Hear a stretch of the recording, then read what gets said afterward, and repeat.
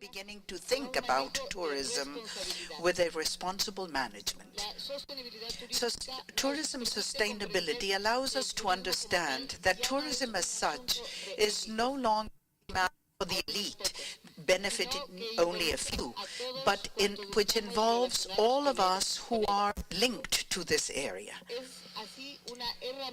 This is a tool of the economy for the development of the country, directed at improving the quality of life of the individuals, and which allows for the reactivation of the chain of values which are nourished from local actions, labor, and the consumption of goods. And therefore, tourism has become a strategic partner in every area, especially for those who make up that chain of value which is reactivated by tourism.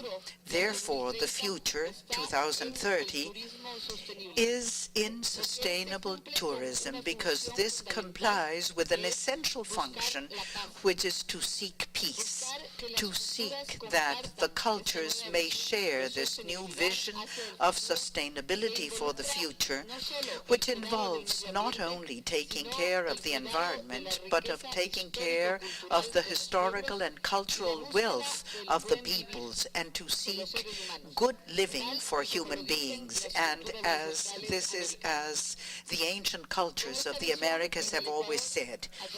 With this vision, Ecuador, through the Ministry of Tourism, Ecuador has adopted sustainable tourism as the great tool for development. This will allow us to attain middle and long-term objectives, which can only be attained by planning effectively with participatory processes. In Ecuador, therefore, and in many other countries of the Americas and of the world, we have been able to break the myth of the lack of planning in tourism. In the case of Ecuador, for 2 years already, we have been designing the strategic development plan for sustainable tourism, Plan de Tour, with a vision for 2020. This meeting today proposes a new goal, 2030. Plan de Tour in this area is an innovation for Ecuador, because from the start, the guidelines for tourism development have been built on this is starting with the basis, the stakeholders for tourism activities. These are new strategic partners, the local community. In the case of Ecuador, the indigenous peoples, the farmers, peasants, have participated, but the sectional governments that have received competences in tourism, the academia, of course, has been a part of this process as well. And our work has had as a characteristic that of cross-cutting the objectives, the Millennium Development Goals, which were stated by the United Nations. And something as important is that guidelines have been set to strategically plan and on the long term, together with other agencies and areas of the Ecuadorian government. In spite of the fact that the Plan de Tour 2020 of Ecuador has not been widely disseminated, this will be done in December.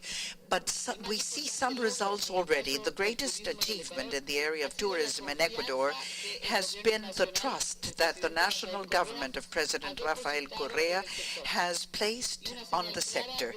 And a clear signal of this trust is that today in Ecuador, tourism is a state policy. For 2008, we have received an increased budget. It increased fourfold regarding the budget of 2007.